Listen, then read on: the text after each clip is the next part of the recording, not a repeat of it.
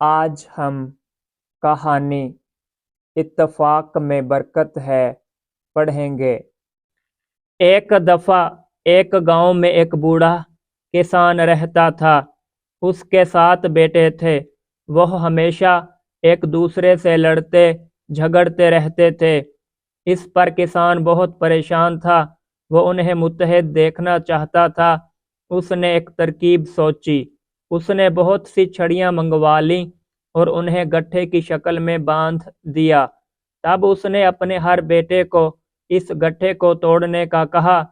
سب سے پہلے سب سے چھوٹے بیٹے نے کوشش کی، لیکن وہ گٹھا توڑنے میں ناکام ہو گیا۔ دوسرے نے بھی اپنی باری پر اس کو توڑنے کی بہت کوشش کی، مگر ناکام رہا۔ حتیٰ کہ سب سے بڑا اور طاقتور بھی کامیاب نہ ہو سکا۔ باپ ان کی ناکام کوششیں دیکھ کر مسکرایا۔ اب میرے بیٹو، بوڑھے باپ نے ان سے کہا، رسی کھول دو اور ہر لکڑی کو ایک ایک کر کے توڑنے کی کوشش کرو۔